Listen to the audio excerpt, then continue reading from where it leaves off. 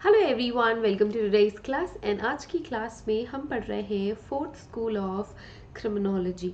Fourth school of criminology मतलब positive school of criminology. हमने इसके पहले pre classical school of criminology पढ़ लिया है, हमने the classical school of criminology पढ़ लिया है, हमने the new classical school of criminology पढ़ लिया है। Now we have to focus on positive school of criminology. आज के लेक्चर में हम पॉजिटिव स्कूल ऑफ क्रिमिनोलॉजी ही पढ़ रहे हैं। एंड आज का लेक्चर शुरू करने से पहले द मोस्ट इम्पॉर्टेंट इन्फॉर्मेशन कि अन अकेडमी में यूजीसी नेट जेआरएफ जो जून में साइकिल होने वाली, जून 2023 में जो साइकिल होने वाली है, अगर आप उसमें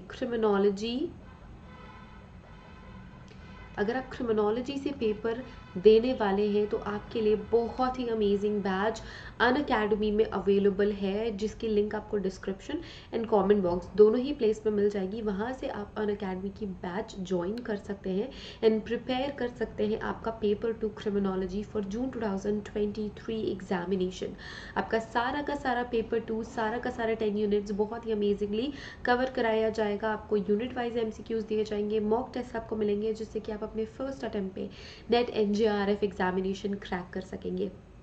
आप अभी बैच ज्वाइन करेंगे तो आपको 50% ऑफ मिलेगा।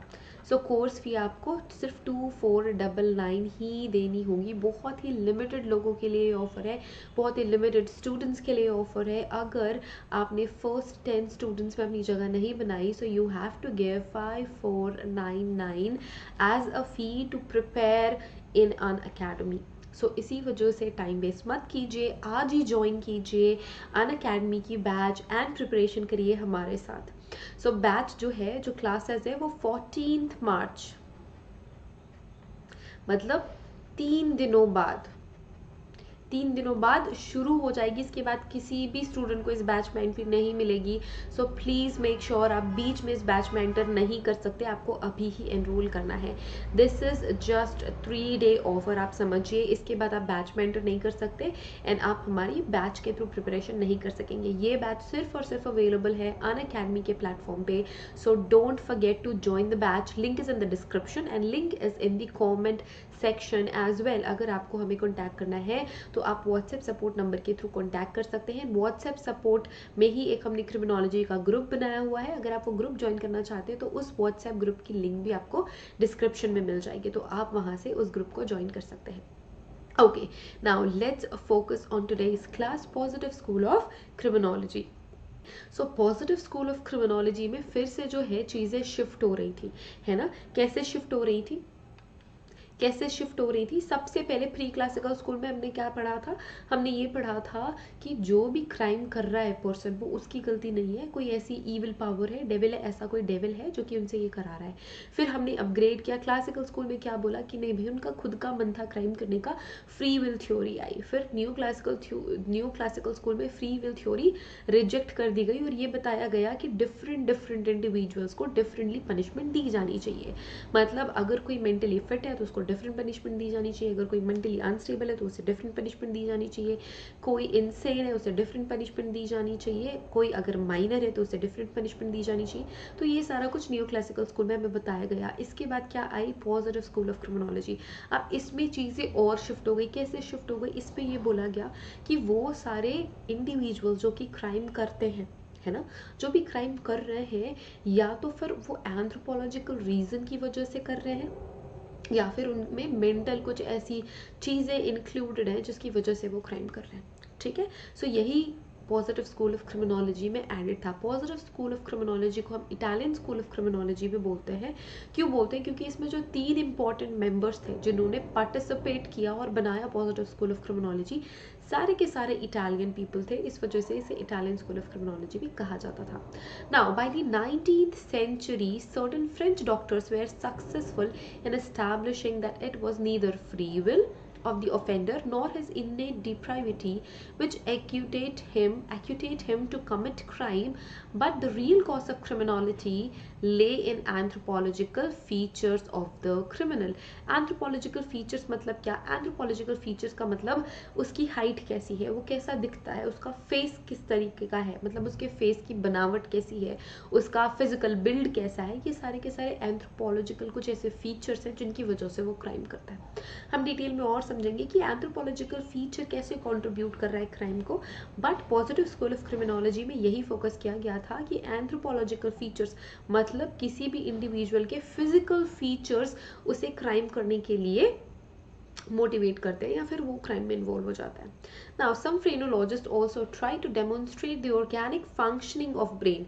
एक दूसरी चीज और थी जो कि पॉजिटिव स्कूल ऑफ क्रिमिनोलॉजी में आई कि ब्रेन फंक्शनिंग, किसी का ब्रेन किस तरीके से फंक्शन कर रहा है। सो ब्रेन फंक्शनिंग के बेसिस पे भी हम ये कह रहे थे पॉजिटिव स्कूल ऑफ क्रिमिनोलॉजी में कि अगर किसी का ब्रेन किसी सर्टेन वे में फंक्शन करता है तो वो क्राइम जरूर करेगा। अगर कुछ उसके एंथ्रोपोलॉजिकल फीचर्स ऐसे हैं जो क्रिमिनल वाले फीचर है तो वो क्राइम जरूर करेगा। तो ये कहना था पॉजिटिव स्कूल ऑफ क्रिमिनोलॉजी के मेंबर्स का। Now brain and enthusiastically establish a co-relationship between criminality and the structure and function of brain. So हमने criminality को ब्रेन के structure and function से relate किया, हमने criminality को anthropological physical features से relate किया पॉजिटिव स्कूल ऑफ क्रिमिनोलॉजी में। नाउ इसकी वजह से ही this led to emergence of positive school of criminology. अब जो मैंने बोला कि ये जो पॉजिटिव स्कूल ऑफ क्रिमिनोलॉजी है इसे हम कहते हैं इटालियन स्कूल भी। क्यों इसे कहते हैं इटालियन स्कूल ऑफ क्रिमिनोलॉजी? क्योंकि जो 3 इंपॉर्टेंट बंदे हैं इस स्कूल के वो सारे के सारे इटालियन हैं। सबसे पहले जो आते हैं वो है सेसर लैम्ब्रोसो, फिर आते हैं रफेल गैरफलो, फिर आते हैं एनरिको फेराई। तो ये सारे के सारे इटालियन थे, इन्होंने इम्पोर्टेंट अपने इनपुट्स दिए पॉजिटिव स्कूल ऑफ क्रिमिनोलॉजी के लिए। ठीक है, सो सबसे पहले हम देखेंगे सेजर लैम्ब्रोसो 1836 यस 1836 से 1909 का टाइम स्पैन रहा है। So he was the first person to understand the personality of offenders. इन्होंने सबसे पहले कोशिश करी कि ऑफेंडर्स मतलब जो क्राइम करते हैं उनकी पर्सनैलिटी को समझा जाए।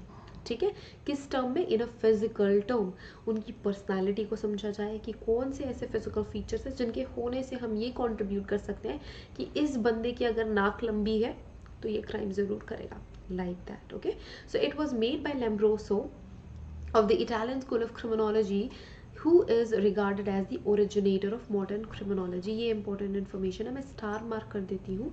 So Cesar Lombroso was also named as originator of modern criminology। Now he was educated in medicine, इन्होंने मेडिसिन की नॉलेज ली थी, एंड फिर बाद में ये स्पेशलिस्ट हो गए साइकेट्री के। इसी वजह से इन्होंने किसी भी क्रिमिनल के या किसी भी पर्सन की क्राइम कर रहा उस पर्सन की पर्सनालिटी को समझने की कोशिश करी। Okay, he worked in military for some time handling the mentally affiliated soldier, but later he was associated with University of Turin। So थोड़े टाइम के लिए वो मिलिट्री में भी थे, जो सोल्जर्स हैं उन पे काम कर रहे थे, फिर बाद में वो यूनिवर्सिटी ऑफ ट्यूरिन से एसोसिएट कर गए, फिर वहाँ काम करने लगे। उनकी सबसे पहली बुक पब्लिश हुई थी एल ल्यूमो डेलिक्वेंटे, ये उनकी बुक का नाम है। सो ये याद रखना, L'uomo delinquente. Of course Italian थे तो अपनी लैंग्वेज में इन्होंने बुक पब्लिश करी थी जिसका इंग्लिश में मीनिंग होता है द क्रिमिनल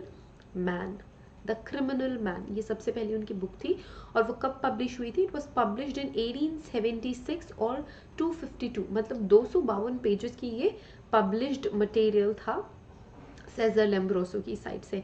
इसके बाद इसका 5th एडिशन आया 1897 में, तो पेजेस कितने थे? 1903 पेजेस हो गए अपडेट कर करके। Now he was the first person who employed scientific methods in explaining criminal behavior।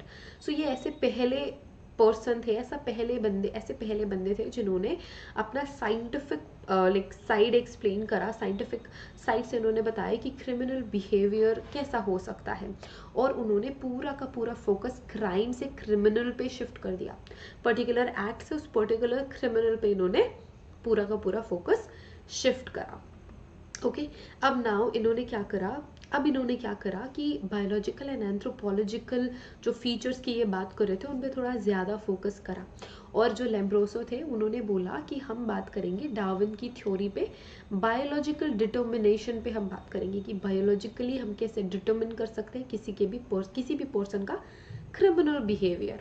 ठीक है, तो उन्होंने 3 कैटेगरीज बनाई। कौन कौन सी कैटेगरी बनाई? सबसे पहली कैटेगरी थी द एटोविस्ट, दूसरी कैटेगरी थी इंसेन क्रिमिनल्स की, तीसरी कैटेगरी थी क्रिमिनोलॉइड्स की। सो एटोविस्ट को आप द हेरिडिटरी क्रिमिनल बोल सकते हैं, फिर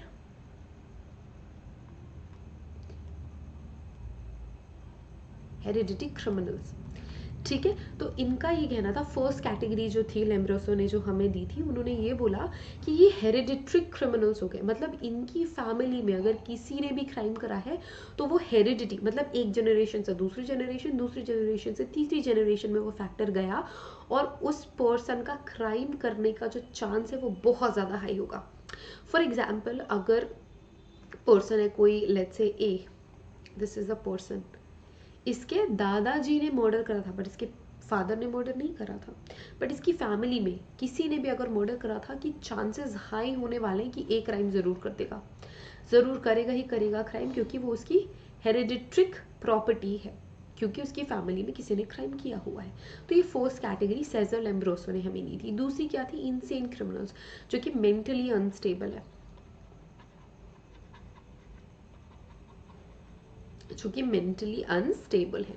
सो वो सारे के सारे लोग जो कि मेंटली अनस्टेबल है, वो क्राइम करने की, उनमें क्राइम करने की जो कैपेसिटी है या जो चांसेस है, जो प्रोबेबिलिटी है, वो ज़्यादा होगी as compare to the mentally balanced people.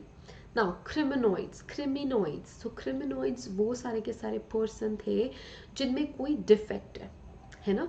For example I feel that I don't look pretty, या फिर मुझे ऐसा लगता है कि मेरी हाइट बहुत ज़्यादा कम है, या फिर मुझे ऐसा लगता है कि मेरे बाल क्यों कर्ली नहीं है ना। सो मैं बहुत ज़्यादा दुखी होती रहती हूँ कि I am not pretty, I am not tall, I don't have curly hairs. So इस वजह से मेरे अंदर एक बहुत ही एक ऐसी एनर्जी है जिसकी वजह से मैं क्राइम करूँगी, ताकि मैं अपने फिजिकल फीचर्स, अपने फेशियल फीचर्स में जो भी कमी है उसको सेटिस्फाई कर सकूं। ये कहना था इस थर्ड कैटेगरी का। इनका कहना ये था, सेजर लैम्ब्रोसो का कहना ये था कि वो सारे लोग जिनमें कोई भी फिजिकल डिफेक्ट है, या जिनमें कोई भी फिजिकल प्रॉब्लम है, या कोई कमी है, दूसरों के कंपैरिजन में अगर कोई कमी है, तो वो लोगों की क्राइम करने की जो प्रोबेबिलिटी है वो बढ़ जाती है। These people are criminoids. ठीक है, पहले तो वो हो गए जिनके खानदान में कोई ना कोई क्राइम कर रहा है, वो क्राइम कर सकते हैं। दूसरे जो मेंटली अनस्टेबल है। तीसरे वो जिनमें कोई ना कोई कमी है। तो तभी हम यहाँ पे बात करते हैं बायोलॉजिकल एंड एंथ्रोपोलॉजिकल फैक्टर्स की। सो एंथ्रोपोलॉजिकल फैक्टर मतलब physical features,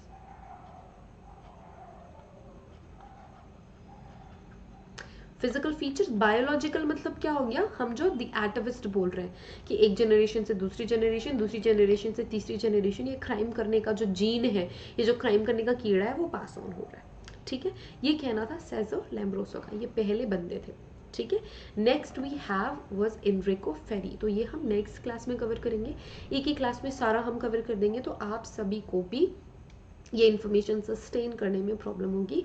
so let's break the lecture here, and in the next video will start with the second important person of Italian school of criminology, जो कि है Enrico फेरी। इन्होंने भी बहुत सारी information, बहुत सारी इनपुट हमारे इटालियन स्कूल ऑफ क्रिमिनोलॉजी में ऐड ऑन करी है। So let's continue this topic in the next video everyone. If you have any question, query or doubt, you can just post it in the comment section below and I will address all your doubts. Thank you so much everyone for watching this video. If you like this video, don't forget to like this video and share it with your friends. Thank you so much. Bye. See you guys in the next video.